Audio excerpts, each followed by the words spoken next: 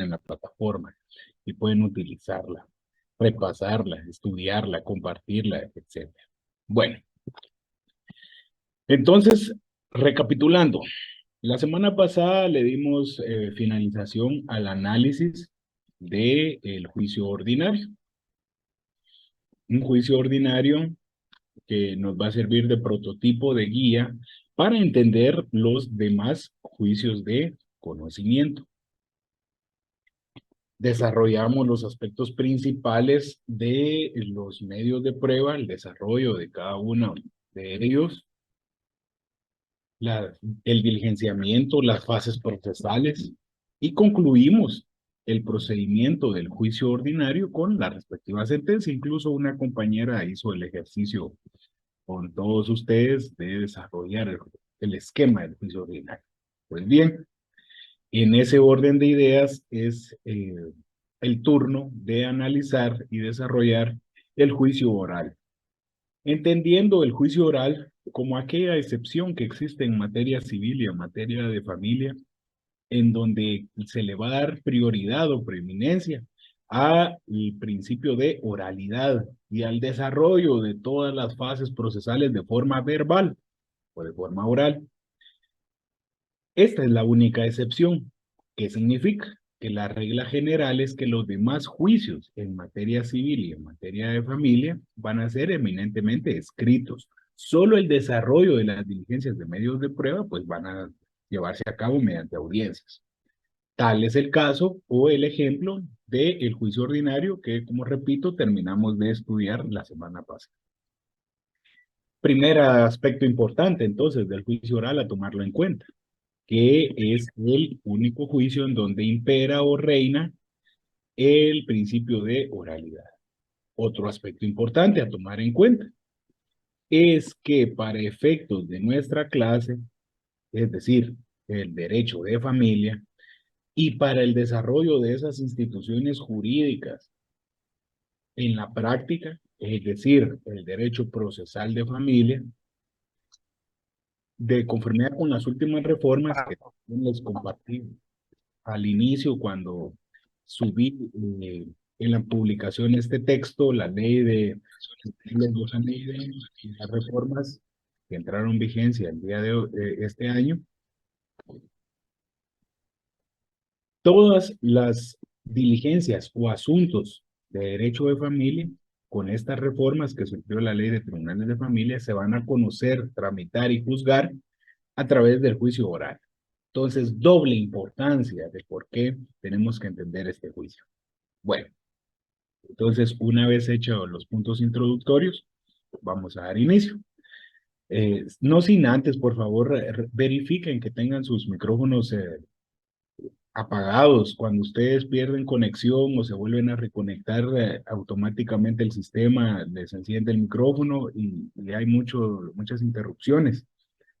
Por favor, verifiquemos eso. Si ustedes quieren tomar la palabra, hacer algún comentario o anotación, pues gustosamente la piden y hacemos una pausa para que no haya interrupción. Bueno, ¿en dónde empieza la regulación del juicio oral? A partir del artículo 199 del Código Procesal Civil y Mercantil. ¿Cómo lo podemos definir? Como un proceso de conocimiento específico, es decir, individualizado, ya no es ordinario, ¿verdad? Ya no es, o ya no forma parte de la generalidad, sino que es algo muy particular, es específico, caracterizado por la oralidad y el desarrollo de las diligencias en audiencia, en el cual se tramitarán únicamente aquellos asuntos en que la ley señale expresamente. He ahí otra diferencia con el juicio ordinario. ¿Qué nos decía la definición del juicio ordinario? Artículo 97.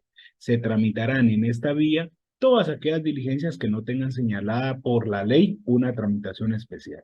Acá en el juicio oral, es completamente distinto, porque acá no significa que al descartar la vía específica se va a ir al juicio ordinario, no, sino que acá se va a privilegiar la vía específica. ¿Cuál va a ser la vía específica? El juicio oral, en todos aquellos casos en los que la ley lo señale expresamente. Esa podría ser una definición muy particular. en donde vamos a encontrar entonces la materia del juicio oral, el artículo 199. Corrigiendo acá lo que está en pantalla que dice 198, lo correcto es 199. Que incluso se reformó el numeral tercero de este artículo, el cual quedó de la siguiente manera: los asuntos relativos a la obligación de prestar alimentos y los otros que correspondan a asuntos de familia, con excepción de los casos en que este código, el Código Civil o la Ley de Tribunales de Familia dispongan otro procedimiento. Era lo que yo les decía, ¿verdad, compañeros? El fundamento legal de que todo asunto de familia se va a tramitar en la vía del juicio oral. Entonces, hay que hacerle la anotación al numeral tercero. Entonces, compañeros, ¿quién me apoya con la lectura del artículo 199 de forma despacio para analizar qué asuntos se van a tramitar en la vía del juicio oral? Si le gusta, le apoyo yo, licenciado. Gracias, Gladys. Sí. Gracias, compañera. No sé si fue Gladys o no. Pero... Disposiciones generales. Artículo 199, materia del juicio oral. Se tramitará en juicio oral: 1. Los asuntos de menor cuantía. 2. Los asuntos de ínfima cuantía. 3. Los asuntos relativos a la obligación de prestar alimentos y los otros que correspondan a asuntos de familia, con excepciones de los casos en que este código, el Código Civil o la Ley de Tribunales de Familia dispongan expresamente otros procedimientos. 4. La rendición de cuentas por parte de todas las personas a quienes les impone esta obligación la ley o el contrato. 5. La división de la cosa común y las diferencias que surgieren entre los copropietarios en relación a la misma. La declaratoria de jactancia. Los asuntos que por disposición de la ley o por convenio de las partes deben seguir en esta vía. Muchas gracias, Emily. El código de Emily está actualizado, ya tiene las reformas. Si su código procesal civil no lo indica de esta manera, entonces, por favor, agréguele las reformas correspondientes. Vamos a analizar cada uno de estos asuntos. Yo les pregunto, miren qué pregunta más facilita la que les voy a hacer el día de hoy. Como estamos empezando la clase, vamos a empezar con una pregunta fácil. ¿En dónde tenemos regulado qué es la menor cuantía y la ínfima cuantía? ¿De dónde se habrá sacado eso el legislador?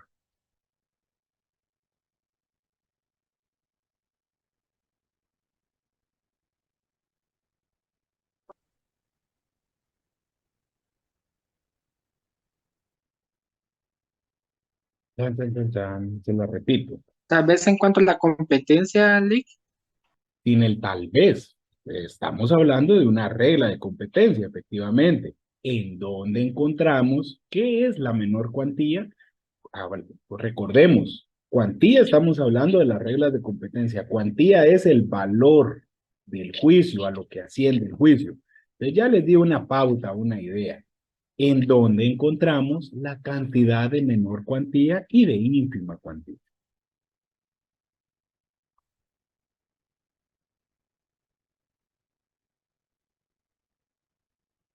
El artículo 7 del Código Civil y Mercantil. ¿Qué nos dice el artículo 7, compañera?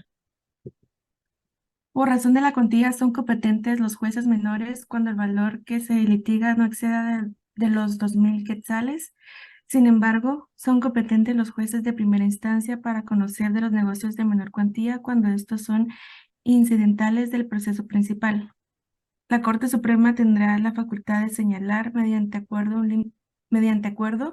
un límite menor a la cuantía de los asuntos que se deben seguir ante los juzgados de paz cuando lo crea conveniente, atendidas las circunstancias especiales del municipio de que se trate y las disponibilidades de personal técnico. Muy bien, aquí tenemos un primer parámetro, un primer fundamento, el artículo 7, que fue reformado por el decreto 4183 del Congreso de la República. Y nos da una luz o una pauta porque dice, la Corte Suprema de Justicia tendrá la facultad de señalar mediante acuerdo cuál va a ser este límite, de la menor cuantía y de la ínfima cuantía. como ustedes recibieron clases conmigo cuando vimos las reglas de competencia, ustedes saben cuáles son estos números de acuerdo. Y eso era lo que yo le estaba preguntando.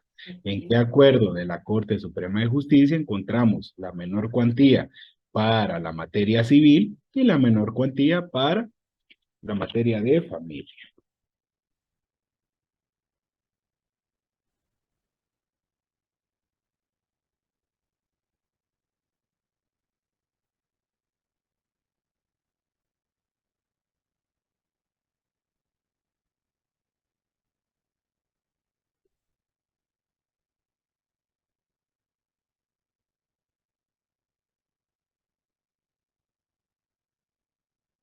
No sé si está clara la pregunta, compañeros, o se la repito, o se las planteo de otra manera. La pregunta está fácil. ¿Qué números de acuerdo de la Corte Suprema de Justicia regula la menor cuantía para materia civil y para la materia de familia?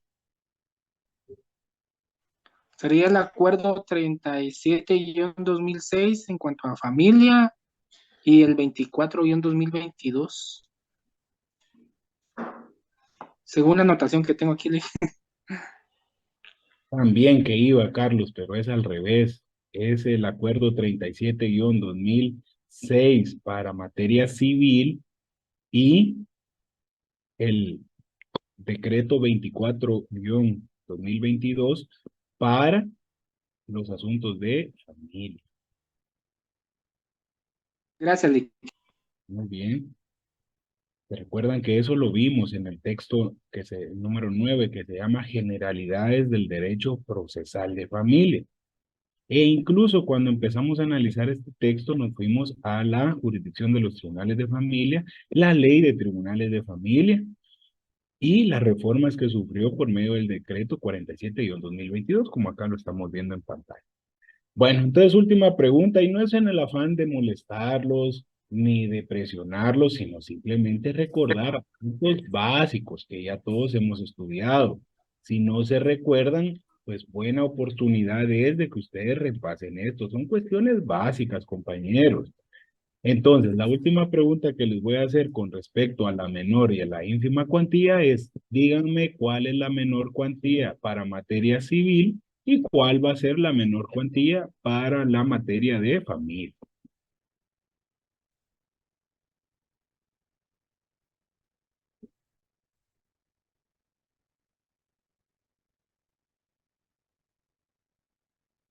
Lick, en cuanto a civil, creo que sería 15,000 en los municipios y en familia que sería 18,000.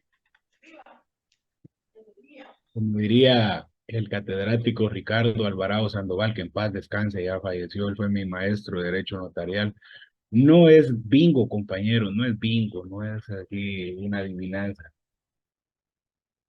Mire, pues, si ya tienen ustedes el número del acuerdo, váyanse a ese acuerdo y ahí van a encontrarlo.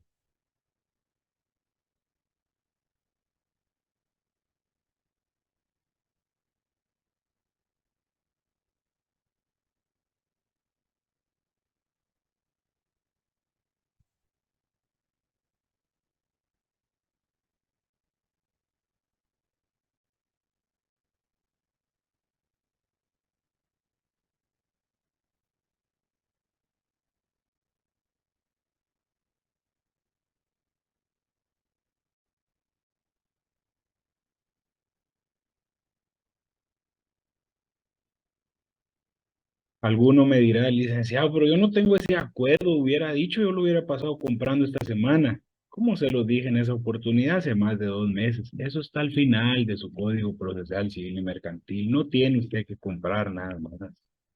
Y es más, si no lo tiene, abra el texto que les estoy diciendo, el número 9, que es Generalidades del Derecho de Familia. Vamos, pues, compañeros, apóyenme en serio. Si ustedes quieren que dé la clase así de forma explicativa, participen. Si no, para mí se me hace muy sencillo decir asuntos de menor cuantía y ínfima cuantía, lo conocen los jueces de paz y ya.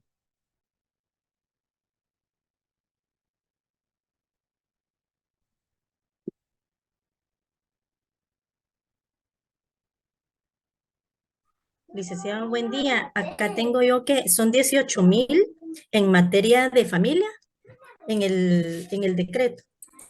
¿Qué artículo es, Velvet?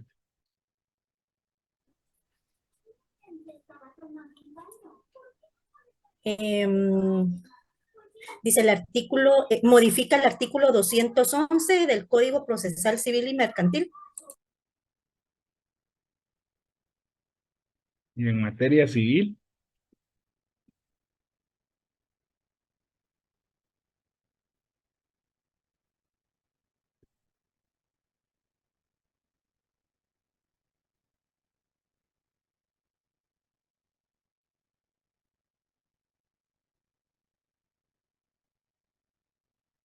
¿Por qué son así conmigo?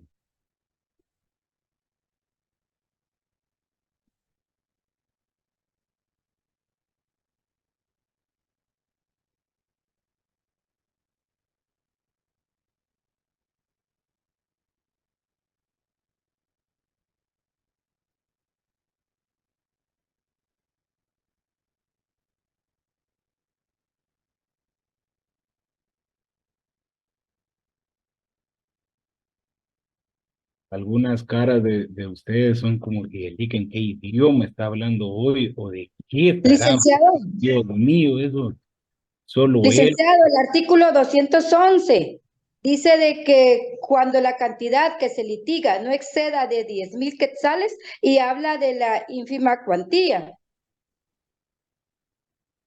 La escuchamos. ¿Qué más? Cuenten. Vamos, se lo leo completo, dice. Dice capítulo 3, juicio de ínfima cuantía. Artículo 211, procedimiento. Cuando la cantidad que se litiga no exceda de 10,000 quetzales, la demanda, su contestación y demás diligencias se presentarán por escrito o verbalmente, en cuyo caso el secretario levantará el acta respectiva y se procederá a dictar la resolución de trámites correspondiente. El juez deberá emplazar al demandado para que comparezca a la audiencia señalada, a deducir oposición bajo apercibimiento de que si no compareciere, se tomará como rebeldía y se tendrán por ciertas las pretensiones deducidas por el actor en su demanda. Si el demandado comparece a deducir oposición, una vez recibidas las pruebas en la misma audiencia o en el término de 5 días, se procederá a dictar sentencia contra la sentencia. Procede el recurso de apelación. En esta clase de proceso no se gravará a las partes con gastos, costas ni honorarios de ninguna clase. La Corte Suprema de Justicia tendrá facultad de modificar, mediante acuerdo, la ínfima cuantía de los asuntos que se deban seguir ante los juzgados de paz, cuando lo crea conveniente, atendiendo las circunstancias especiales del municipio que se trate y las disponibilidades de personal técnico. Compañera, una pregunta. El artículo Dígame, licenciado. que acaba de leer ya tiene la reforma del artículo 1 del decreto 24-2022. Pues no, licenciado. De ahí el inconveniente. Bueno, como voy a tener que darle respuesta a esto, porque si no aquí me voy a quedar todo el día esperando que alguien me dé respuesta. Vean que dejé de compartir el texto que estamos analizando y abrí el texto número 9, que se llama Generalidades del Derecho Procesal de Familia. Licenciado, ¿y eso de dónde lo sacó hace 2 meses? Ustedes lo tienen en claro. Si no lo abrió, ni mucho menos leyó, ese no es problema mío. Pero bueno, se recuerdan a lo lejos, o por lo menos que se imaginan, o en algún momento yo creo que estaban dormidos en ese sábado en la mañana, pero se recuerdan que existen algo que se llama reglas de competencia. Miren, pues hablamos sobre jurisdicción y competencia, explicamos qué es jurisdicción, qué es competencia, las clases de competencia, y ahorita nos vamos a referir a la cuantía. La cuantía no es más que el valor del juicio o lo que se está reclamando. En materia civil, el fundamento legal es el acuerdo 37-2006 de la Corte Suprema de Justicia. Está al final de su Código Procesal Civil y Mercantil. Y en materia de familia es el decreto número 24-2022. Si su código es anterior al año 2022, es decir, que no tiene las reformas, no le estoy diciendo yo que lo cambie. Simple y sencillamente descarga el decreto 24-2022, lo recorta y se lo pega. Después de explicar sobre las clases de competencia, ya nos fuimos a las reglas de competencia. Expliqué la regla general y las reglas específicas. Y en su oportunidad nos fuimos al artículo número 7 del Código Procesal Civil y Mercantil. Competencias por el valor o la cuantía. Bien lo decía la compañera Rocío, que en el artículo 7 nos establece quiénes van a ser competentes, para qué existe el valor o cuantía. Cuando el valor del juicio no pase del límite establecido en estos acuerdos, lo van a conocer los jueces de paz. Cuando sobrepase del valor límite, lo van a conocer los jueces de primera instancia. Esa es la finalidad de todo esto. No es complicarles la vida ni la existencia este sábado buena mañana, sino para que ustedes sepan si son actores, ante qué juzgado van a interponer la demanda. Y yo les pregunto, miren qué pregunta más facilita las que les voy a hacer ahorita. Si ustedes son demandados y se dan cuenta que interpuso la demanda del actor ante un juzgado diferente al que debe ser competente, ¿qué mecanismo de defensa utilizarían ustedes para defender a su cliente? Incompetencia. Pero ¿cómo se llama esta figura, Carlos? Usted tiene la noción, pero no me dice ahí la palabra correcta y sobre todo, díganlo con seguridad. Ustedes saben la idea, pero se llamará así, incompetencia. Y le va a decir el juez, usted es incompetente. Tengan cuidado, los pueden certificar al Tribunal de Honor del Colegio de Abogados. Señor juez, vengo a plantear que usted es incompetente para conocer este caso. No, no se llama así, ¿verdad? ¿Cómo se llama ese mecanismo de defensa? Ah, Una excepción por falta de competencia. excepción, pero le dijo el nombre, le falta el apellido. Hay 4 tipos de excepciones. ¿Cuáles son de las 4?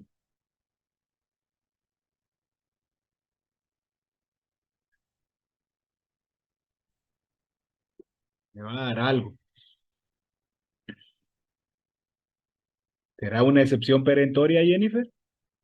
¿Excepción perentoria de falta de competencia? ¿Será una excepción mixta? Sí, licenciado, por falta de competencia. Pero, que usted estaba con el teléfono, por eso no me escuchó la primera parte de la pregunta. Yo le decía, ¿será una excepción perentoria de falta de competencia? ¿Será una excepción mixta de falta de competencia? ¿Será una excepción nacida con posterioridad a la contestación de la demanda de falta de competencia? ¿O será una excepción previa de falta de competencia?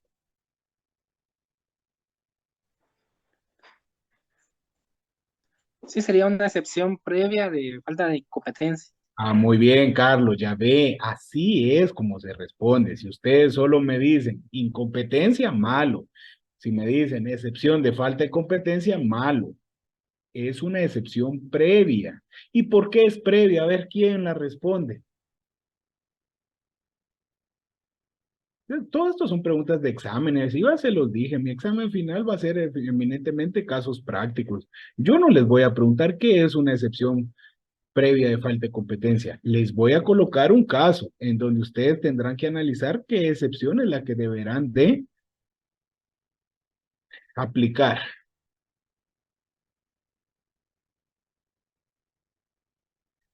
Repito la pregunta. ¿Por qué es una excepción previa de falta de competencia? ¿O cuáles son las características de las excepciones previas?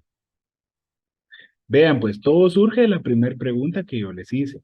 Si yo soy el abogado director del demandado, o en este caso ustedes los contratan, van a cobrar muy bien por llevar la defensa del demandado. ¿Qué estrategia o mecanismo de defensa van a interponer para salvar a su cliente de la demanda que le está haciendo el actor que la interpuso ante un juzgado distinto al que era el competente? Es ¿Por qué una se excepción nominativa. ¿Perdón? Es, bueno, yo lo entiendo como una excepción nominada, o sea, las que sí se encuentran nominadas en el Código Procesal Civil y Mercantil. ¿Pero por qué es una excepción previa? ¿Previo a qué? Previo a previo a contestar, previo a contestar la La demanda? contestación. Ah, previo a la contestación de la demanda, muy bien, por eso es una excepción previa. Y si es previa a la contestación de la demanda, ¿qué plazo tengo yo para interponerla? 6 días. Dentro de los primeros 6 días del emplazamiento, ¿verdad? Que se escucha mejor así, no solo decir 6 días, pero 6 días de qué, de bloqueos, 6 días de manifestaciones, no, dentro de los primeros 6 días del emplazamiento. Bueno, entonces hablábamos de la competencia por razón del valor o cuantía. Establece que son competentes los jueces de paz cuando el litigio no exceda en materia civil, y aquí nos vamos a este famoso acuerdo 32-2006. Si es en el municipio de Guatemala, 50,000 quetzales. Si es en las cabeceras departamentales y en algunos municipios grandes que se establecen en ese artículo 37-2016, cuando no sobrepase de 25,000 quetzales. Y en el resto de los municipios de la República de Guatemala, 15,000 quetzales. Ese es el límite o monto final o límite, valga la redundancia, para la menor cuantía en materia de derecho civil. Bueno. Entonces me decía Carlos, él tenía la noción, según se recordaba, según sus anotaciones, dijo él, Lica, a lo lejos me recuerdo que son 15,000 quetzales en los municipios. No, ¿verdad? Ya aprendimos o nos recordamos que en la cabecera o en la ciudad capital, municipio de Guatemala como tal, es hasta 50,000 quetzales. Cabeceras departamentales y en algunos municipios, leámoslos, para que ustedes no digan, a ver de dónde se está sacando eso. ¿Qué municipios? Coatepeque, de Quetzaltenango, Santa Lucía, Cochumalguapa, de Escuintla, Malacatane y Xiguán, de San Marcos, Santa María Nevaj, en Quiché, Poctún, en Petén, Santa Eulalia, en Huehuetenango, Misco, Amatitlán y Villanueva, en Guatemala, hasta 25,000 quetzales. Dick, ¿de dónde se sacaron esos municipios? ¿Será porque les gustaron a los magistrados de ese entonces de la Corte Suprema de Justicia? No, se debe a que son municipios grandes, con mucho comercio, en donde hay mucha población y desarrollo. Concerniente es que la cuantía en esos casos o en esos lugares sea más amplia. Bueno, restando entonces la ciudad capital y los municipios que ya mencioné, para el resto de los municipios de la República de Guatemala, 15,000 quetzales. Esto en materia civil. Pero, como el derecho de familia es, vamos a decir, menos formalista que el derecho civil, también existe una menor cuantía en materia de familia. Y como lo decía la compañera que participó, el artículo 211 del Código Procesal Civil y Mercantil nos da la respuesta. Pero ojo, tiene que tener la reforma del artículo 24-2020, del decreto, perdón, 24-2022 del Congreso de la República.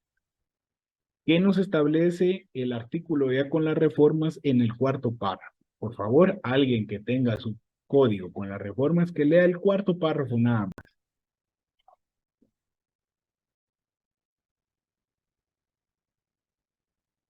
En materia de familia, se establece una ínfima cuantía de 18,000 quetzales anuales, de la cual conocerán los juzgados de paz de toda la República con competencia en el ramo de familia.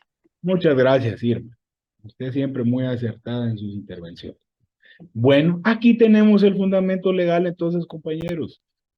La cuantía o la menor cuantía en materia de familia va a ser o se fija en 18,000 quetzales anuales.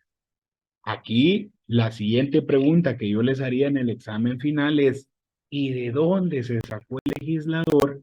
Estos 18,000 quetzales tienen que ser anuales y no al mes, por ejemplo.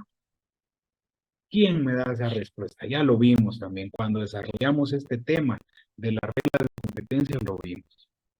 Y que me la conteste.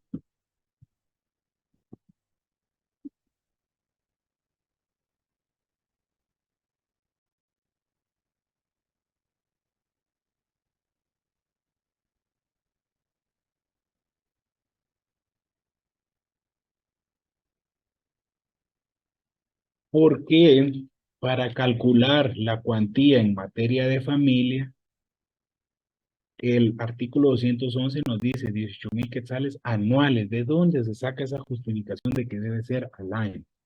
Cuando establecimos las reglas de competencia, lo vimos.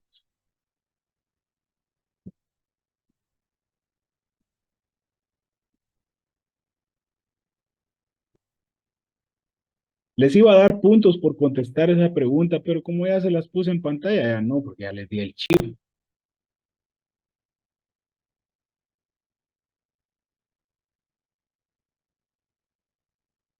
Ni así. Dios mío. ¿Cómo es posible este suceso? Le prometo que esa va a ser la última pregunta que voy a hacer hoy. De ahí voy a desarrollar las preguntas. Yo solamente quería repasar con ustedes. Quería sentirme orgulloso de mis alumnos y decir, esos son mis alumnos del voluntariado del año 2026. Les repito, ¿por qué los 18,000 quetzales en materia de familia, el importe anual? ¿Por qué se toma como base el importe anual y no mensual y no semestral y no quincenal? ¿De dónde sale eso, el fundamento legal? Del artículo 8 del Código Procesal Civil Mercantil. Por favor, Priscila. Establece que si el juicio es por rentas, pensiones o prestaciones, se va a calcular por el importe anual. Muy bien, porque es una regla de competencia que para determinar el valor a la cuantía se observarán las siguientes reglas. Si el juicio es por rentas, pensiones o prestaciones, como dijo la compañera, su importe será calculado anualmente. Esa era la respuesta. Muy bien, compañeros, me disculpo con ustedes si estas preguntas los incomodan, si no estaban preparados para estas preguntas. Les prometo que ya no les haré preguntas, las voy a reservar para el examen final. Y como les digo, va a ser mediante casos. Así que les doy mi palabra. Ya no los voy a molestar con preguntas. Licenciado, disculpe, la verdad no es que nos moleste con sus preguntas, tal vez o sea, nos cuesta un poco, pues, pero igual, ¿no? Nosotros le agradecemos mucho que usted, pues, nos ayude de esta forma a repasar. Mil gracias. No se nos ofenda. Gracias, Lick. No, y yo lo único que quiero es que participen, compañeros, porque todos nos podemos equivocar en cualquier momento. El problema es que tengo a más de 100 personas conectados y esto parece que es un cementerio.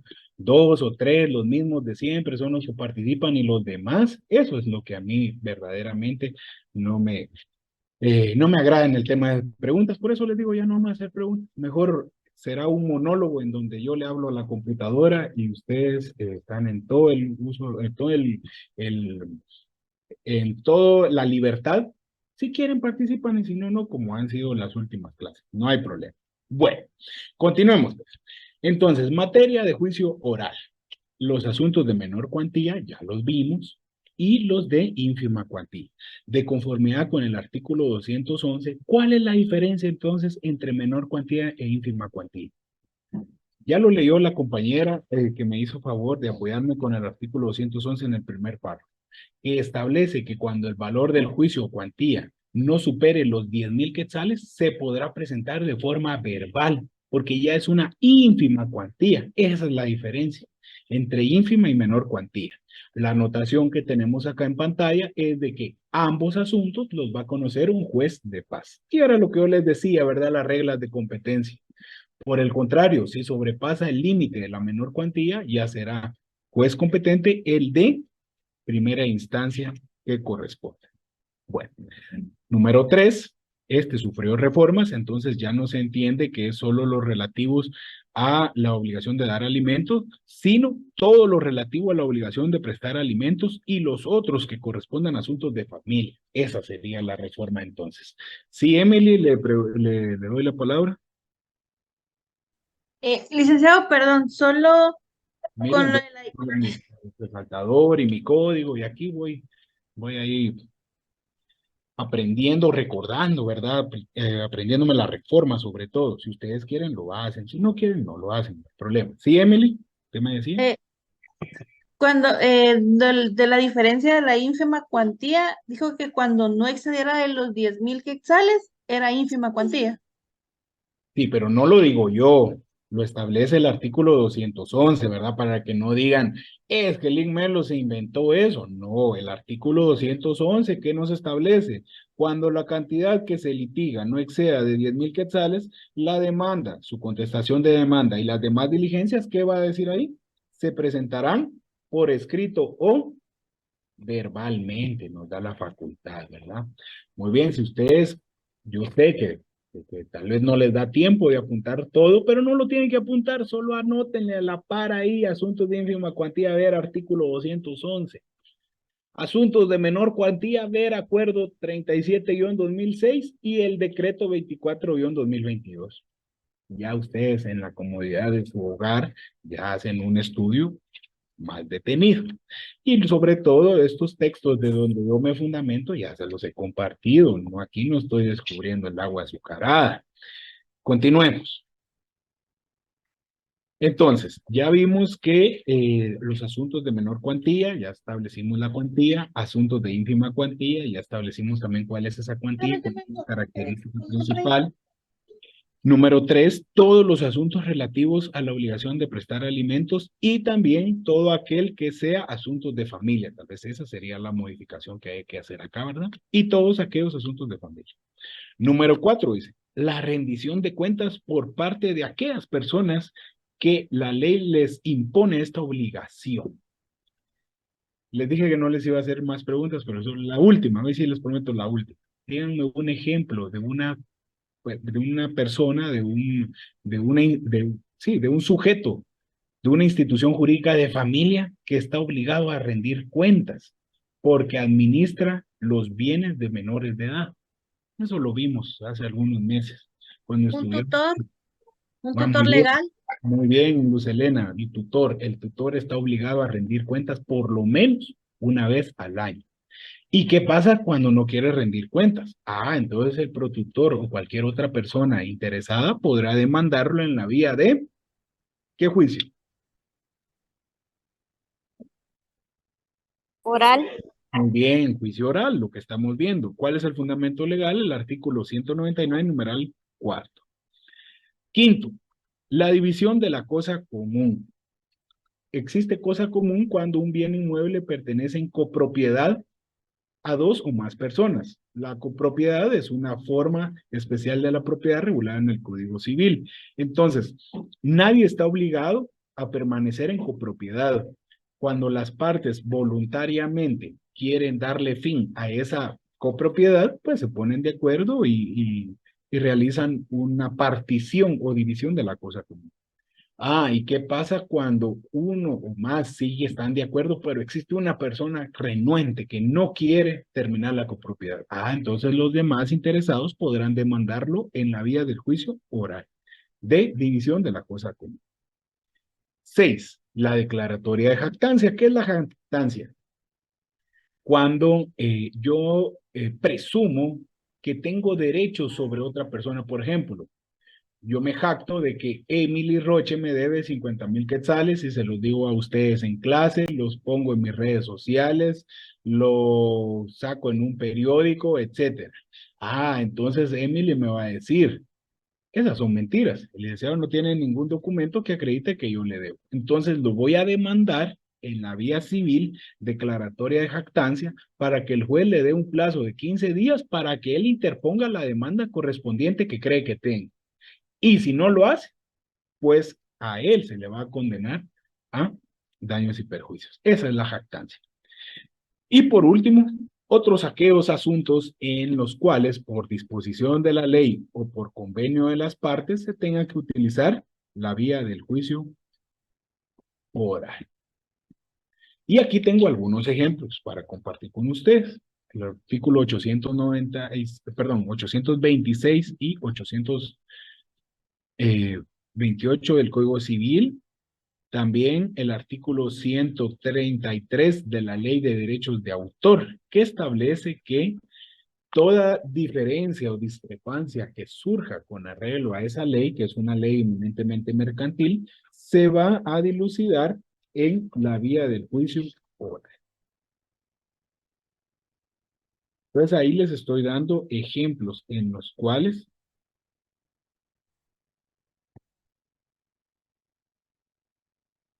se va a tramitar en la vía del juicio oral. Solo haciendo una corrección. Del Código Civil, el primer artículo sí estamos bien. Es el artículo 826, liberación del gravamen hipotecario. Cuando no está de acuerdo, se van a ir a juicio oral. Y el otro artículo no es 828, es 898. Por favor, solamente haciendo la aclaración. 898. Estamos hablando de la garantía prendaria.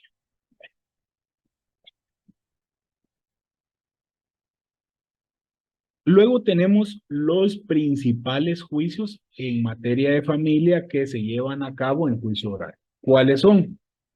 Los alimentos, eso ya lo vimos a profundidad en su oportunidad, tanto la fijación como el aumento, la disminución, la suspensión o la extinción de la obligación de dar alimentos, todo está regulado en el artículo 216, es objeto de juicio oral. También tenemos la patria potestad, la guardia y custodia. Yo agregaría un cuarto muy importante y producto o fruto de las reformas del decreto 24-2022, que sería el divorcio por causa justificada o divorcio por voluntad de uno de los cónyuges. Anteriormente, ¿en qué juicio se tramitaba este divorcio? Cuando se invocaba una causal.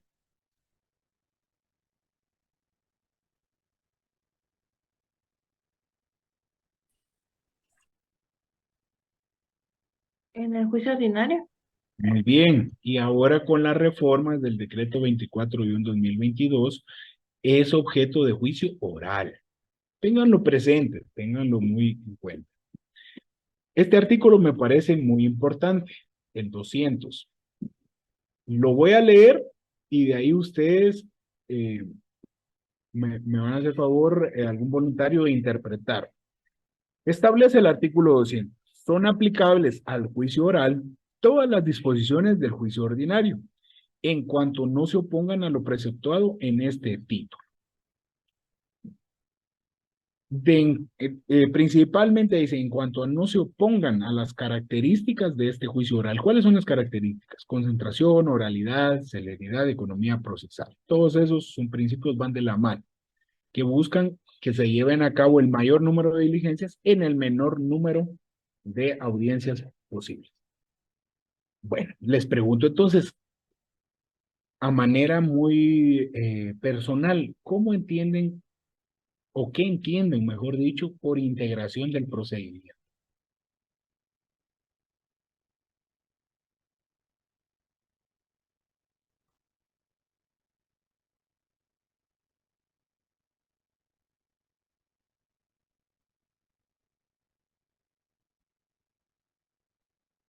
Bueno, tal vez, licenciado, de que eh, si no se incumplen en los, ay, ¿cómo sería?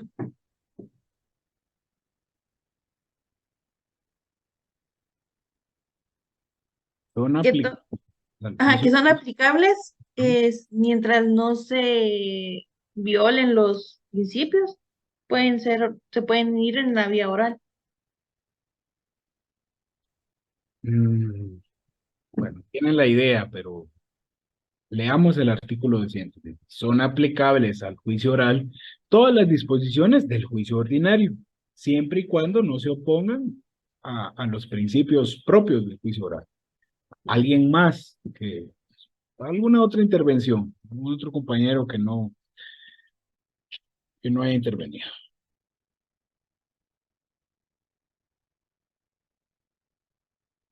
¿Qué entienden por integración del procedimiento?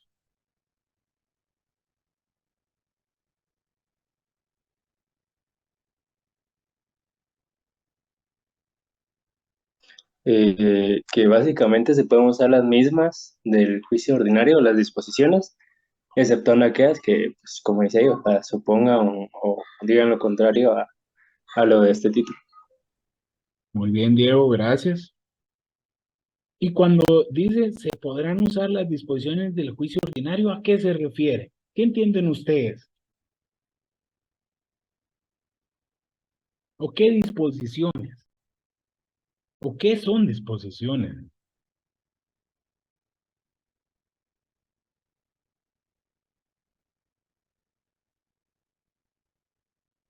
Las disposiciones podrían ser como todos los lineamientos del juicio ordinario. Muy bien, a eso se refiere y ese punto quería llegar yo. ¿Ven la importancia de aprendernos bien el juicio ordinario? Porque si nosotros manejamos bien el juicio ordinario, vamos a entender a la perfección el juicio oral, porque va a ser prácticamente lo mismo. A eso se refiere. Todo lo que ya aprendimos en juicio ordinario también lo vamos a aplicar en el juicio oral, siempre con ciertas diferencias propias del juicio oral. Es decir, que todo se va a llevar en audiencia.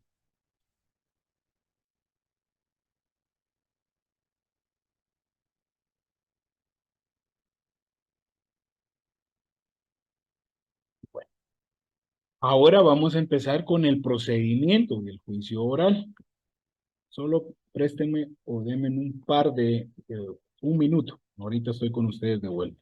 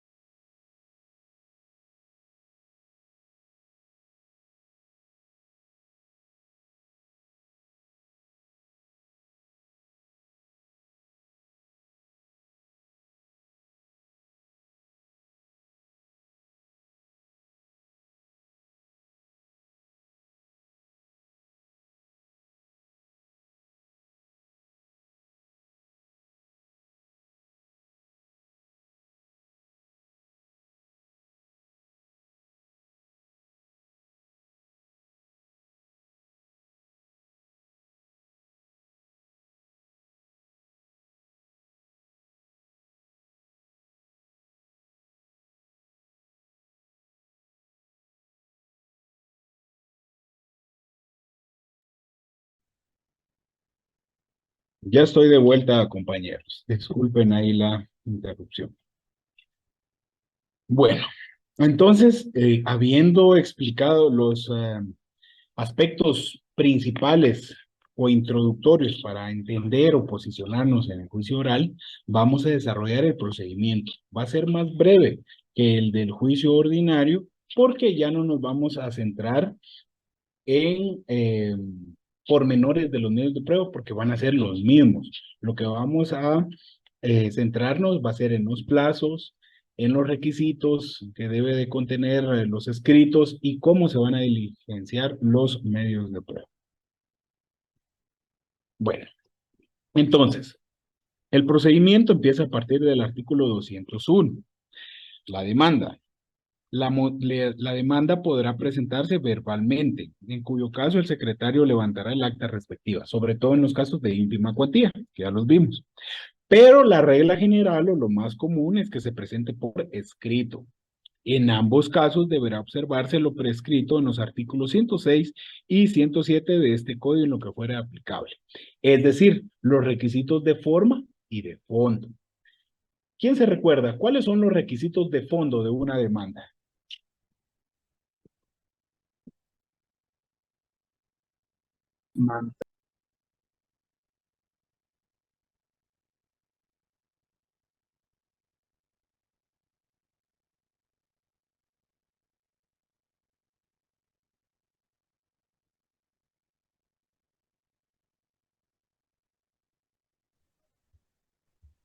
Licenciado, buen día. Los de forma son los que cumplen en cuanto a documentación y proceso, y los de fondo es de que la causa sea sujeto justo de ir a juicio. Gracias, José Alemán. ¿Alguien más, compañero? Sobre todo, fíjense, el artículo 201 nos remite a los artículos 106 y 107. Ahí están los requisitos de fondo. Y por eso yo aquí en pantalla les comento que se deben de cumplir todos estos requisitos que están contenidos en estos artículos del Código Procesal Civil y Mercantil. En estos artículos están contenidos los requisitos de forma y de fondo. Pero la pregunta en concreto es, ¿cuáles son los requisitos de fondo de una demanda?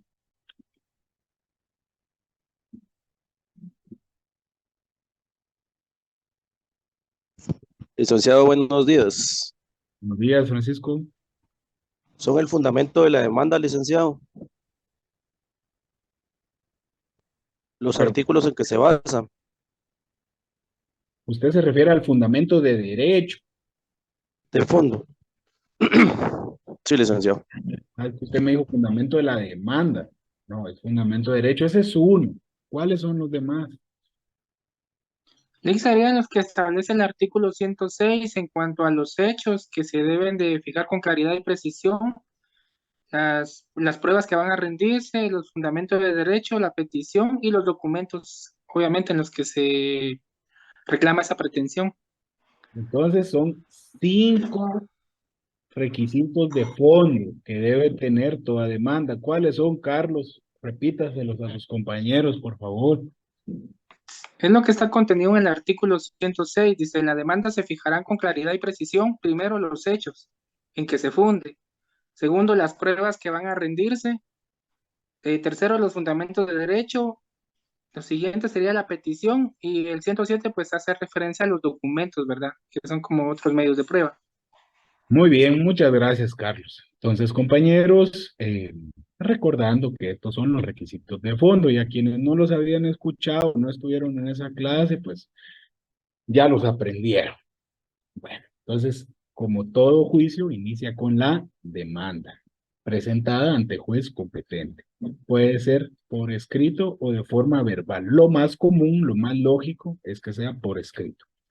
Segundo paso, que es la calificación de la demanda, al igual que en el juicio ordinario.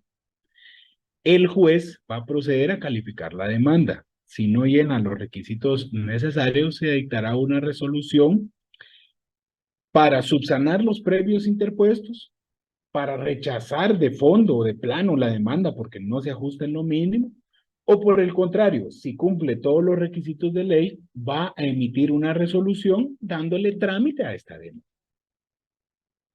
Esta resolución es un decreto de mero trámite, pero dentro de lo que ya hemos estudiado, ¿cómo se llama esta resolución que va a dictar el juez admitiendo a su trámite la demanda? O dentro de nuestro desarrollo de esquema, ¿qué resolución es esta?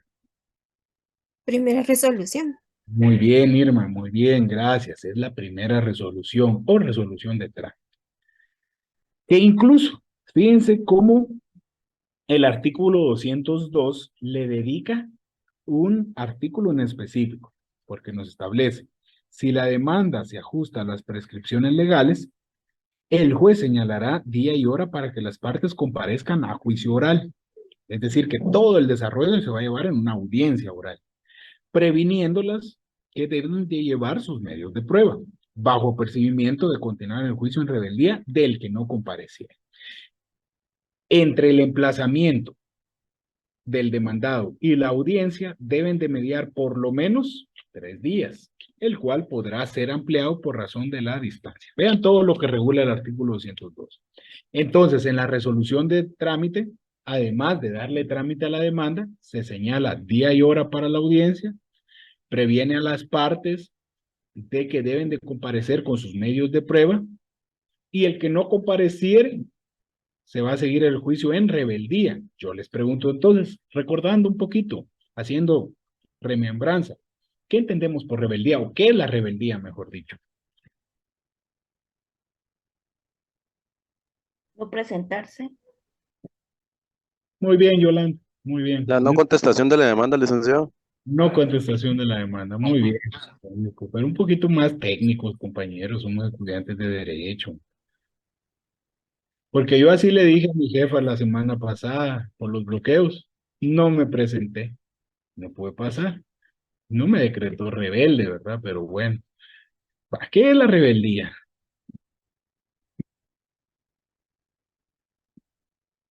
La consecuencia jurídica, perdón, es la consecuencia jurídica que produce al no presentarse un demandado dentro de un plazo legal.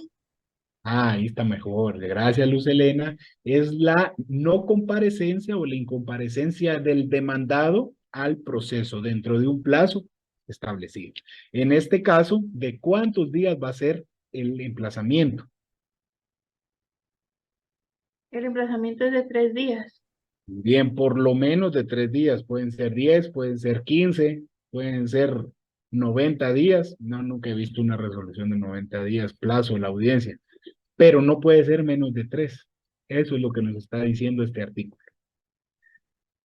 Y lo otro que vale la pena mencionar es que, ¿por qué el demandado, la rebeldía no se computa al concluirse estos 3 días?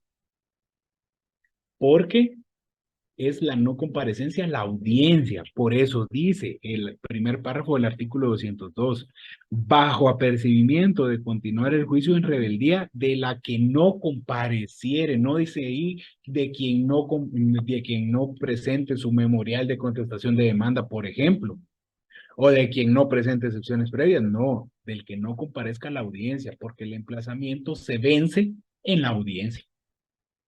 Esa es otra diferencia, ¿verdad? Con el juicio ordinario.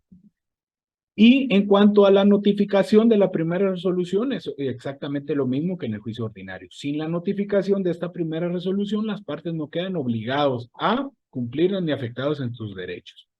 Y debe mediar por lo menos 3 días. Luego ya nos vamos a la parte bonita del juicio oral, que es la audiencia como tal. Paso número 5, primera audiencia. A partir del artículo 203, hay varios artículos dentro del desarrollo del juicio oral que se dedican a la primera audiencia. Muchos de ellos no están en orden. O sea, usted puede leer del artículo 203 hasta el artículo 206 y no necesariamente en ese orden se va a tener que llevar a cabo la diligencia. Por eso yo acá en pantalla, en el texto que les he compartido, les he hecho un orden de cómo se llevan a cabo las audiencias de juicio oral en la práctica. Afortunadamente he tenido la dicha o la experiencia de llevar varios casos de juicio oral y no solo familia, sino también civil. Y este es el procedimiento más común que varios jueces lo llevan a cabo. Miremos cuáles son. Por eso está el número 5 o el numeral 5 en la primera audiencia. Y después cada punto desarrolla una fase de esa primera audiencia. Primero, verificar la presencia de las partes. Que todas las personas notificadas hayan comparecido. El que no haya comparecido, pues a solicitud de parte se le va a decretar la rebeldía. Pero digamos que en este caso, para efectos de explicación, sí está está el actor y su abogado director, y está el demandado y su abogado director. Después, entonces, artículo 203, el juez da la palabra.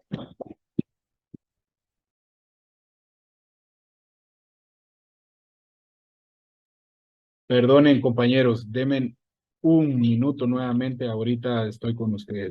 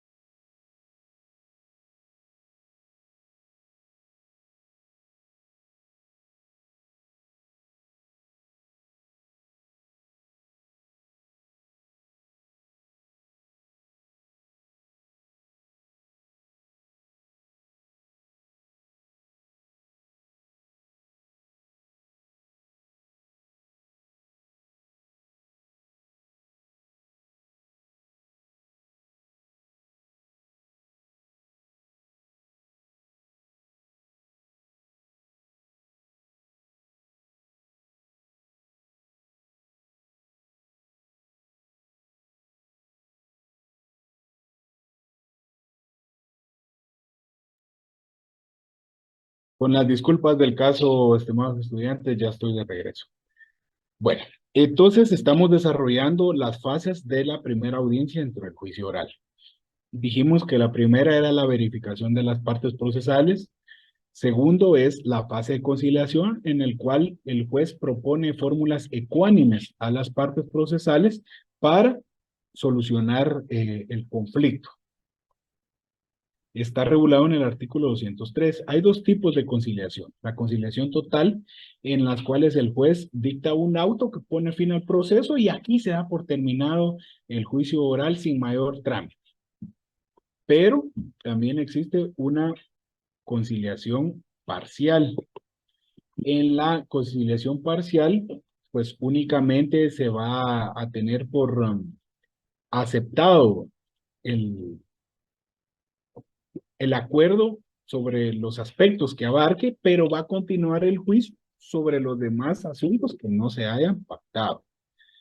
Bueno, en este supuesto, para efectos de ejemplo, no existe conciliación. Recuérdense que la conciliación es voluntaria de las partes. Están en su derecho o no a aceptarla, al igual que la conciliación en el juicio ordinario. Entonces, si no hay conciliación, ya vamos a la tercera fase procesal dentro de la primera audiencia, que es la ratificación o ampliación de la demanda. Si el actor amplía su demanda porque tiene nuevos medios de prueba, lo más oportuno, y esto está en el artículo 204, pero en el tercer párrafo. Aquí está lo de la ampliación o ratificación de la demanda. Si el actor solo ratifica la demanda, la audiencia sigue. Pero si el actor amplía la demanda, va a suspender. Lo más común es que el juez suspenda la audiencia, señalando día y hora para una nueva audiencia, salvo que el demandado en ese momento quisiere contestarla de forma verbal sobre estos términos que se amplían. De igual forma va a ser la reconvención o contrademanda. Ojo, yo por experiencia lo que sugiero es de que si usted es el abogado director del demandado, si el actor amplía su demanda, usted suspenda la audiencia. No tiene ninguna premura o prisa por cual querer responder todo en este momento, no. Tómese el tiempo necesario. Y además el interesado en que se dicte sentencia lo más pronto posible es el actor. Pero si usted considera que está en condiciones de poder contestar la ampliación de la demanda, lo puede hacer en este momento. Para efectos o fines de ejemplo de la audiencia que estamos desarrollando, se ratifica la demanda. Cuarta fase procesal, que es la actitud del demandado. Acá sí ya tenemos la actitud del demandado frente a la demanda. Artículo 204. Existen 4 tipos de actitudes que el demandado puede asumir a la demanda. ¿Por qué no incluyo acá la rebeldía? Porque si la audiencia ya se está llevando a cabo y ya vamos en esta fase procesal, significa que el demandado sí compareció, ¿verdad? Entonces ahí es por lógica que se sobreentiende. Por el contrario, si el demandado no hubiere comparecido y se decreta la rebeldía, no pasamos de la fase procesal número 1. Entonces el artículo 204 nos refiere varios tipos de actitudes. En primer lugar, la contestación de la demanda en sentido negativo. En segundo lugar, la reconvención o contrademanda. Acá tenemos una anotación o comentario. Establece que podrán presentarse por escrito previo a la audiencia o hasta en el momento mismo de la audiencia y deben de llenar los mismos requisitos de la demanda. Ya ustedes saben cuáles son estos requisitos y en qué artículos están contenidos. Yo también por recomendación les aconsejo que hasta que el juez les ceda la palabra como abogados directores del demandado, hasta en ese momento ustedes hagan fruto o hagan uso de la contestación de demanda que llevan por escrito. ¿Por qué yo no aconsejo que la presenten antes de la audiencia? Por ejemplo, si la audiencia es a las 10 de la mañana y ustedes como buenos abogados van a llegar a las 9 porque hay que llegar antes de la hora de la audiencia, no va a llegar usted a las 10 en punto corriendo y sudando y arreglándose el saco y la camisa y pidiéndole perdón al juez por llegar tarde. No, mucho menos llegue a las 10:05, porque si usted llega a las 10:05 y el otro abogado es muy conocedor de la ley, peor si Estudió conmigo el otro abogado, le va a decir al juez, señor juez, yo solicito la rebeldía de la parte contraria porque vino después de la hora señalada. Bueno, así que ya saben. Entonces, si ustedes llegan temprano, yo no aconsejo que presenten de una vez el memorial antes de la audiencia, porque puede ser de que el juicio termine en conciliación y usted presentó por gusto su contestación de la demanda. Mejor hasta que sea el momento o la fase procesal de la actitud del demandado, hasta entonces. También se pueden interponer excepciones al momento de contestar la demanda, artículo 205. Entonces veamos pues de que todas las excepciones, incluyendo las excepciones previas, las excepciones perentorias o las excepciones mixtas, se interponen en el juicio oral al momento de contestar la demanda. Otra diferencia con el juicio ordinario, recordando un poquito el juicio ordinario. ¿Dentro de qué plazo se interponen las excepciones previas en el juicio ordinario? Los primeros 6 días del emplazamiento. Bien, así se contesta, entre los primeros 6 días del emplazamiento. Mientras que en el juicio oral se interponen en el momento de contestar la demanda o contrademanda. Pero las nacidas con posterioridad y también las excepciones mixtas, vean, cosa juzgada, caducidad, prescripción, transcripción y indispendencia, se podrán interponer en cualquier momento, mientras que no se haya dictado sentencia de segunda instancia. Por eso es que a estas excepciones en el juicio oral se les conoce como excepciones privilegiadas, porque se pueden interponer en cualquier momento del proceso. Pero aquí nos establece. Santiago Ceballos tiene su micrófono encendido, por favor apagarlo. Nos establece el párrafo siguiente.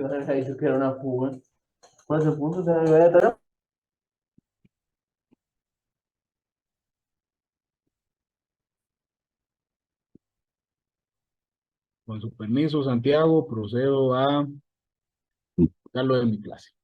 Bueno, continúo entonces. Párrafo, punto y seguido del artículo 205.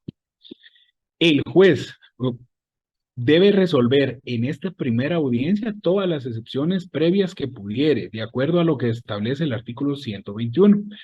Pero también puede resolverlas en auto separado. Las demás excepciones se resolverán en sentencia. Entonces, opera de la misma manera que en el juicio oral. Perdón, en el juicio ordinario. En el sentido que primero se deben de resolver las excepciones previas y las demás excepciones perentorias se van a resolver en sentencia junto con la demanda y la contestación de la demanda. Entonces, tercera actitud del demandado, las excepciones que ya vimos que se van a interponer en el momento de contestar la demanda. Y la cuarta es el allanamiento, que es la aceptación de todas las pretensiones del actor y da como resultado que se dicte sentencia dentro de los 3 días siguientes. Y por último,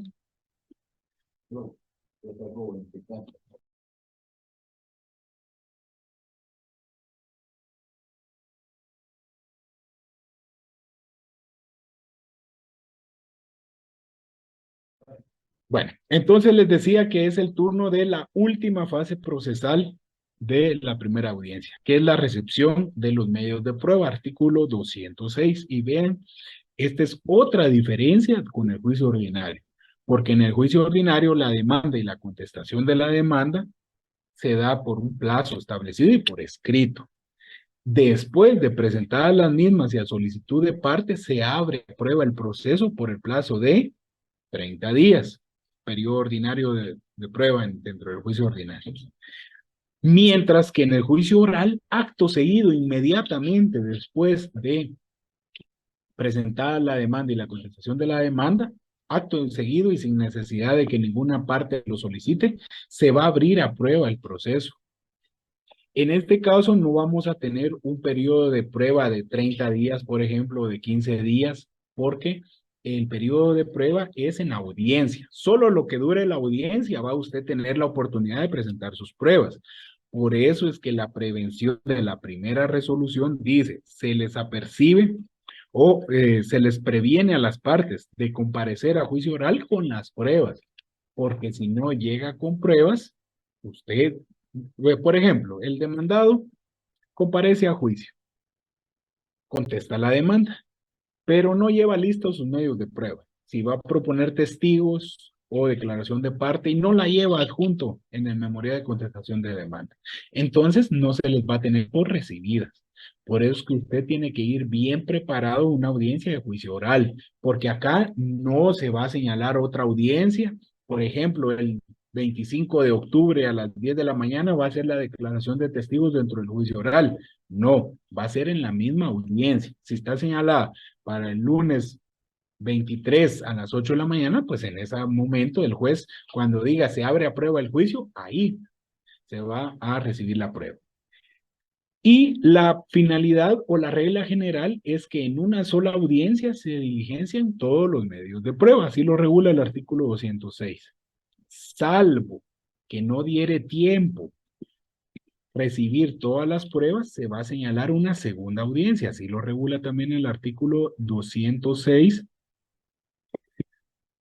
que no va a poder ser posterior a un término o plazo de 15 días, únicamente para recibir prueba.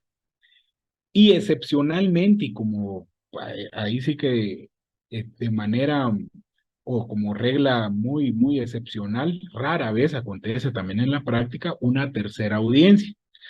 También lo regula el artículo 206 y la tercera audiencia no va a poder llevarse después de un plazo de 10 días. Ojo, únicamente para recibir prueba que no hubiere dado tiempo de diligenciarla en la primera audiencia, pero usted la tuvo que haber ofrecido en la primera audiencia y propuesto, porque así en la segunda o tercera audiencia únicamente va a ser el diligenciamiento. Usted tampoco no puede pretender que, como no llevaba medios de prueba listos para la primera audiencia, pedirle al juez que la suspende y que la reprograme de conformidad con el artículo 206 dentro de un término de 15 días, no es posible porque usted ya tuvo que haber llevado sus medios de prueba, sobre todo por la prevención que le hizo el juez en la primera resolución. Vamos ya de prueba a la fase final del juicio oral, a partir del artículo 207. Nos establece, en primer lugar, las diligencias para mejor proveer o el auto para mejor fallar. Artículo 206, numeral cuarto, o el cuarto párrafo, mejor dicho, que va a ser en un plazo de 15 días, al igual que en el juicio oral, juicio ordinario. Luego, todos los incidentes y nulidades, establece el artículo 207, que no puedan resolverse previamente, se van a dilucidar en sentencia.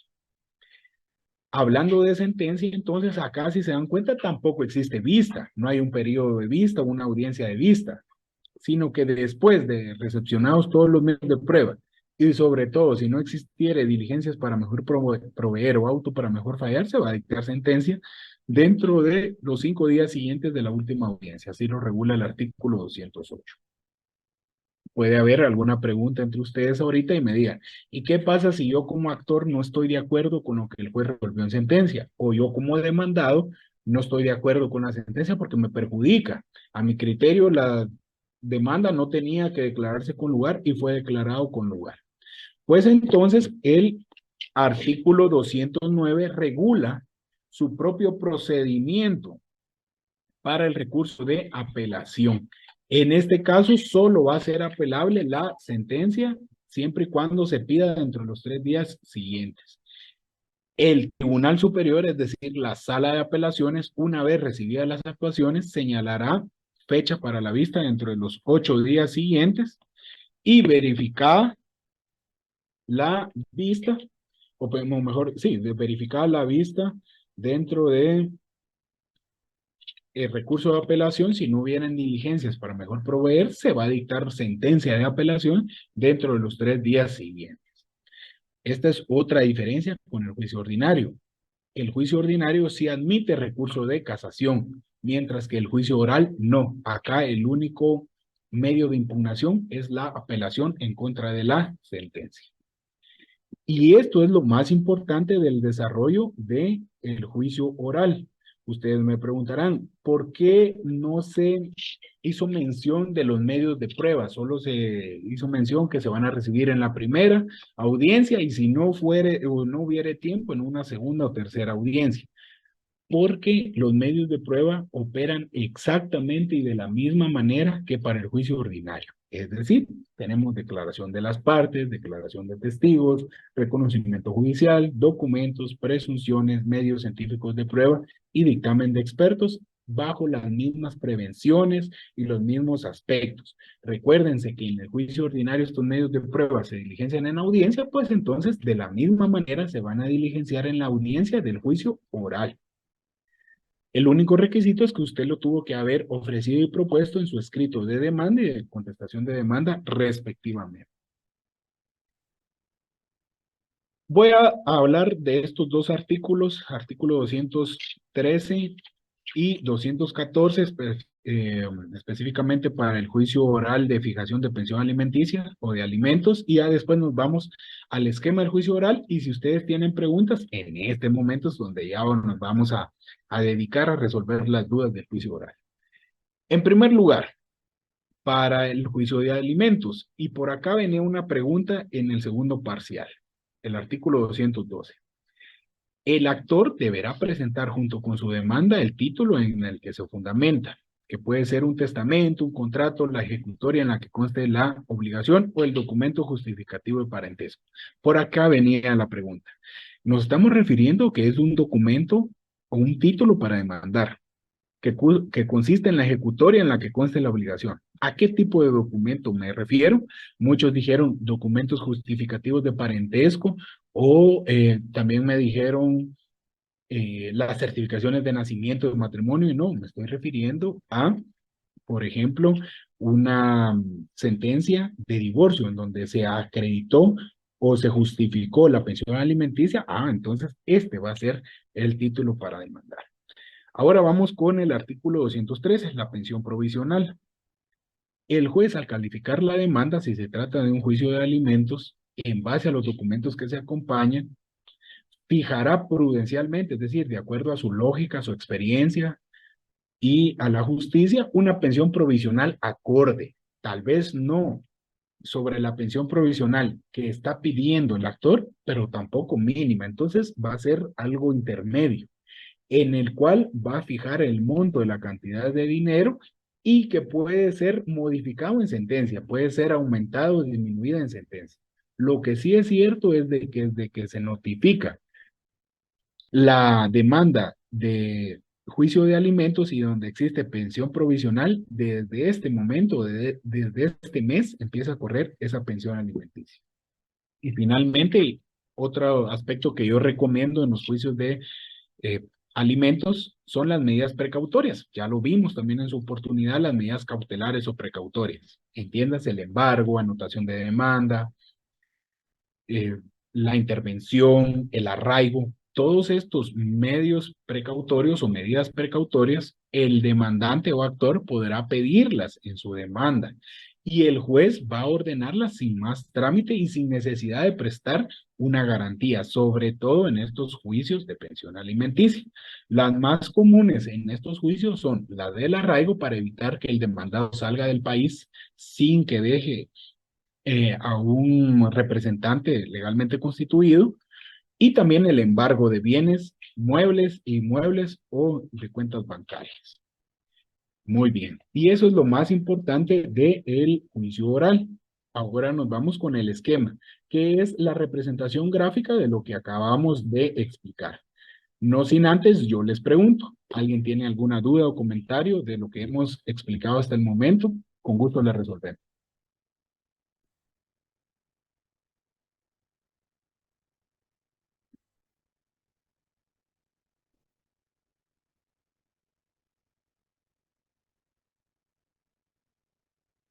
Licenciado, disculpe, Sí, Francisco. ¿el arraigo tiene algún tiempo en que prescribe o hay que estarlo solicitando cada cierto tiempo o queda así perenne? El arraigo es por un año. Si próximo a vencer este año todavía hubieran motivos racionales suficientes para ampliarlo, se deberá de solicitar y el juez va a estimar si es conveniente o no volverlo a ampliar, aunque en la práctica rara vez se amplía porque durante este tiempo, es decir, un año ya tuvo que haber comparecido el demandado al proceso. Y si él comparece, él mismo va a solicitar que se le declare sin lugar o se le cancele el arraigo que tiene. Muchas gracias, licenciado. Bien, ¿alguna otra pregunta, compañeros? Sí, Dulce Barrios, le escuchamos.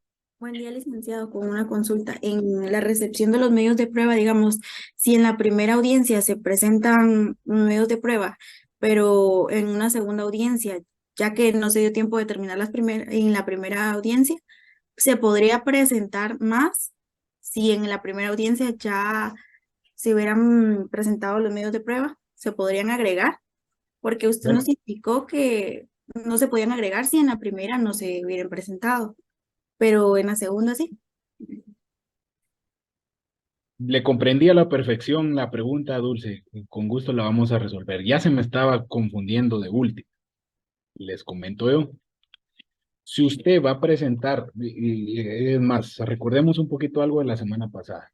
Si usted quiere probar sus argumentaciones por medio de testigos, ¿hasta cuántos testigos puede ofrecer usted sobre los mismos hechos? Lo vimos la semana pasada. 5, licenciado. Muy bien, 5 testigos, un máximo de 5 testigos. Si yo, actor, quiero probar mis argumentos con testigos, en la demanda, cuando yo presente mi demanda, tengo que indicar acá el nombre de mis testigos y el interrogatorio sobre los cuales va a versar la declaración de los testigos. Porque después ya no voy a poder hacerlo. No hay otra fase procesal, por eso lo estoy remarcando acá, lo estoy subrayando y les tiene que salir o lo tienen que ver de color celeste ustedes. Ya no hay otra fase en donde usted vaya a proponer prueba. De igual forma, si yo soy el demandado y quiero demostrar mis argumentos con testigos y voy a proponer 5 testigos, yo lo tengo que hacer en mi escrito de contestación de demanda. Y el juez, tanto de la demanda como de la contestación de la demanda, lo va a conocer en la primera audiencia. Específicamente cuando ya se refiere o se reciban los medios de prueba, que es la última fase procesal de esta audiencia. Entonces, contestando la pregunta de Dulce, si yo ya ofrecí mis testigos y por la cantidad que son, imagínense, 5 del actor y 5 del demandado, no dio tiempo en esta primera audiencia de escucharlos a todos, ya son las 2 de la tarde y no ha almorzado el juez ni las partes procesales, lo más lógico es que suspenda la audiencia y que fije una segunda audiencia dentro del plazo de 5 días. Esta audiencia va a servir únicamente para escuchar los testigos o la prueba que no dio tiempo en la audiencia anterior, pero no para ampliarla, no para ofrecer más, no para decir, mire, señor juez, a mí se me olvidó proponer declaración de testigos en mi escrito de contestación de demanda, pero como hoy estamos en una segunda audiencia que es para prueba, vengo y presento otro escrito o una ampliación de contestación de demanda proponiendo prueba. Eso ya no se puede, no se lo van a admitir. De igual forma, si usted quiere proponer o probar sus argumentaciones con declaración de parte y ofreció la declaración de parte, pero se le olvidó adjuntarla a la demanda o a la contestación de la demanda y va a haber una segunda o tercera audiencia para recibir prueba, usted no va a poder decir, mire, señor juez, se me olvidó traer el sobre. Pero como ya solo es el sobre, la aplica, aquí se la doy, mire, hágame favor ahí antes de que empiece la audiencia. Eso no se puede, porque usted ya tuvo que haber ofrecido y propuesto sus medios de prueba en la primera audiencia, porque la segunda y tercera audiencia va a ser única y exclusivamente para diligenciar la prueba que hubiere hecho falta, no para ampliar más prueba. Y esa es la respuesta para la pregunta que nos hacía Dulce. Espero que haya quedado claro. Y por eso acá con el esquema es un poco más gráfico de las fases o momentos procesales.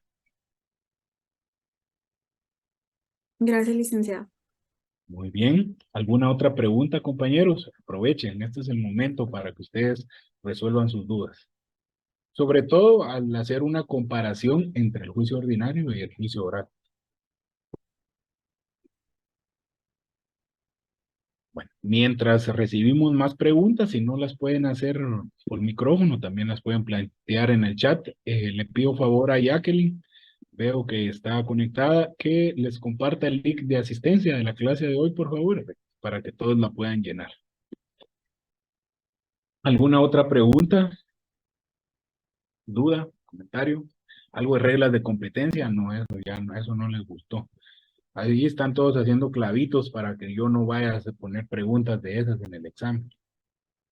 Lo malo es que tiene relación con este juicio, entonces ahí sí no se pueden escapar. Bueno, si no hay más preguntas, invito a un voluntario. El que Disculpe la interrupción. ¿Y Carlos? Bueno, desde mi punto de vista, en mi caso, a mí, la verdad, lo que me está costando, tal vez con la pregunta que lanzó anteriormente, ya hace buen ratito, cuando digo qué tipo de juicio, o sea, a mí lo que me está costando en sí, como usted dijo, tal vez lo que manejo es un poco las nociones, pero en cuanto a articularlo, así como usted dijo del juicio, un juicio, no, una excepción previa de incompetencia, o sea, al darle ya ese nombre, o sea, eso es lo que a mí me está dificultando y por eso es que mis respuestas son un poco vagas. Bueno, han sido vagas, así. Entonces hago esa observación porque tal vez no sé si solo es mi problema o el de algunos compañeros más, pero en cuanto para articular ya cuando usted hace una pregunta ya en concreto a un caso, ahí es donde me está costando poder formular la respuesta concreta. Esa era mi observación. Gracias, Carlos, por su observación.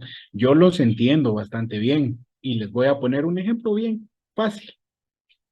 No es lo mismo leer 50 artículos y de que el segundo parcial solo fuera de 50 artículos que leer 200 artículos y que nuestro examen final sea sobre 200 artículos.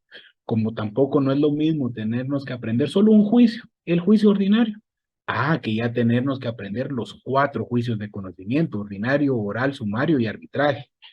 Lo entiendo a la perfección. Entonces, mi recomendación es la siguiente. Apréndanse bien el juicio ordinario y los otros juicios se va a hacer más fácil. Si ustedes no se aprenden el juicio ordinario, los otros juicios no se les van a hacer difíciles, se les van a hacer súper difíciles y casi imposibles. Ahí está mi recomendación. Si quieren la toman, si no quieren, no la toman. Bueno, yo les decía, y si hay preguntas, en el chat no me han planteado ninguna, si quieren hacerlo, pero mientras surgen o pudieran surgir más preguntas, aquí les realizo yo la invitación siguiente. Si hay un voluntario que con el esquema que tenemos en pantalla quisiera desarrollar el juicio oral, así como hubo una compañera que lo desarrolló el juicio ordinario en la clase anterior. Los invito, es de manera voluntaria. Si gusta, le apoyo yo, licenciado. Gracias, Emily. El tiempo es suyo y se auxilia y se fundamenta aquí en los artículos que están en pantalla.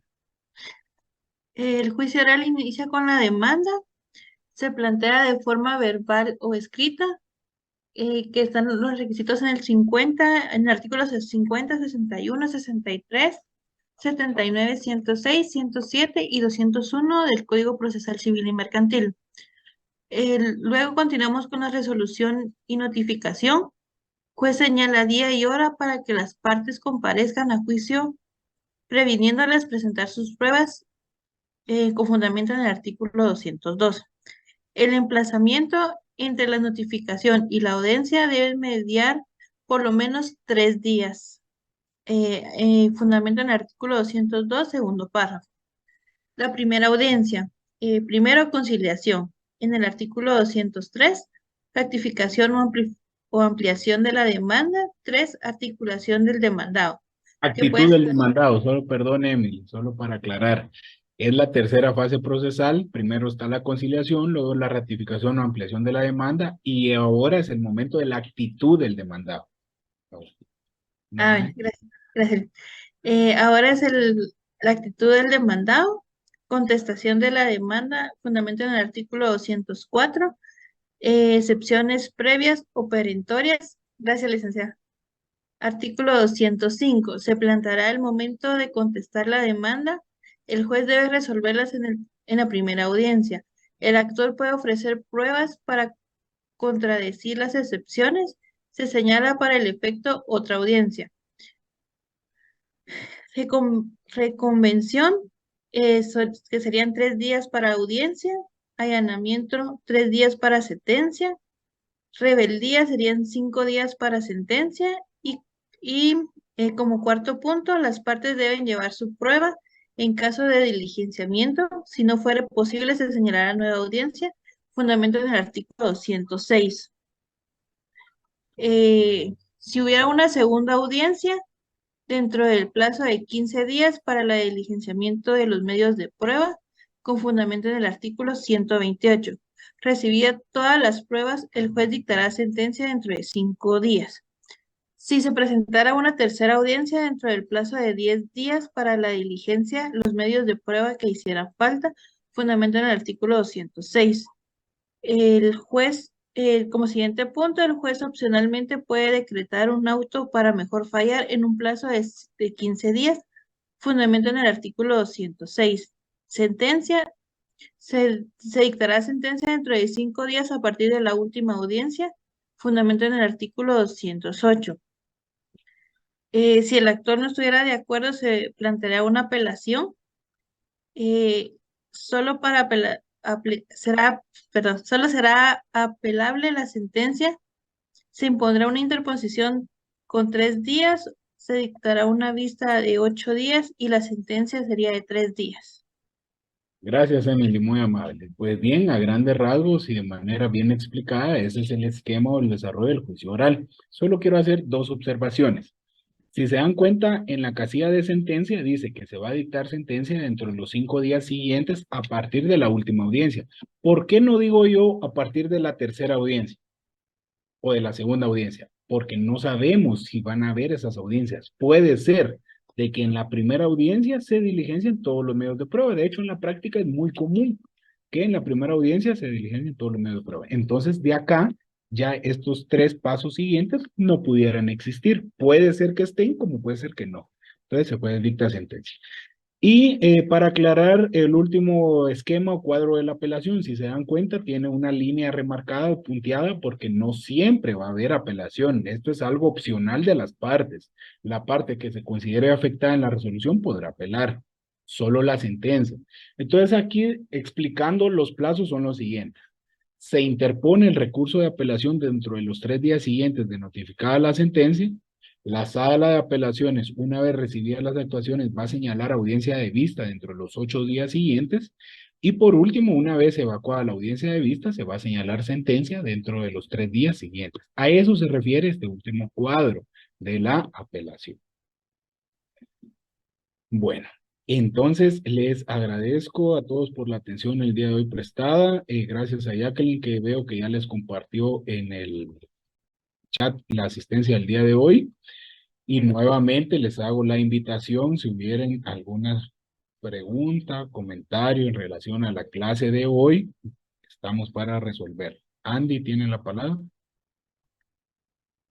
Lick, buenos días, disculpe, yo tuve 15 puntos en el segundo parcial, se podría decir, del TCE, pero tenía la duda de por qué. Disculpe. Algunos compañeros también tenían.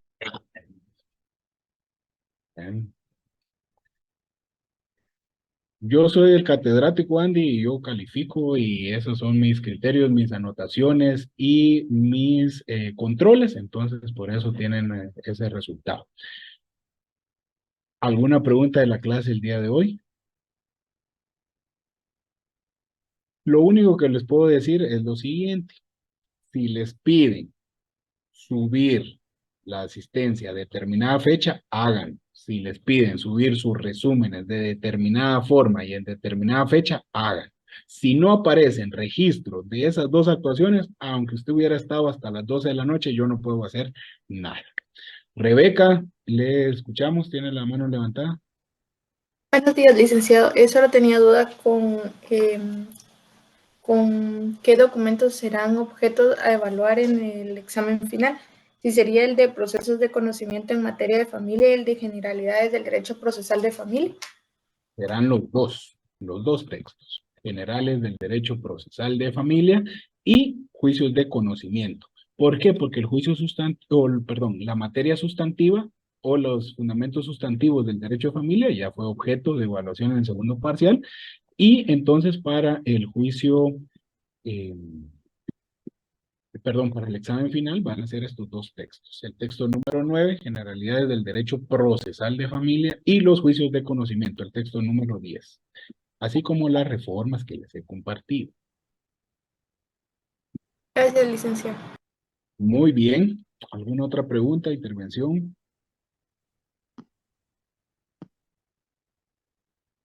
Entonces damos por finalizada la sesión. Disculpe, solo una consulta. Más o menos, ¿en qué fecha tendremos el examen final? Ya se los dije la semana pasada, estamos a efecto o a esperas de oficialización, pero será el 11 de noviembre tentativamente. Yo siempre les aviso con la debida anticipación. No se los confirmo porque no tengo la fecha confirmada. Sí, Marvin. Muchas gracias, licenciado. Disculpe. No es con respecto a la clase, todo quedó claro, gracias. Es con mi nota del segundo parcial, ¿no aparece? ¿Me parece nulo? Ya respondí a esa pregunta, Marvin. Yo tengo ahí los controles necesarios y yo me baso a lo que tengo yo de respuesta. Si ustedes no enviaron lo que están correspondiendo o lo que se pidió en su oportunidad, no tengo nota que agregar. Muchas gracias, licenciado. Disculpe. Bien. Bueno, gracias a todos por su atención y nos vemos el próximo sábado para el desarrollo del juicio sumario, tercer juicio de conocimiento y las recomendaciones del caso. Traten de pulir bien estos juicios porque se van a ir aumentando contenido y artículos, y para evitar que ustedes se confundan, mejor dominen bien ciertos aspectos generales. Que tengan un buen día y una buena semana. Gracias. Gracias.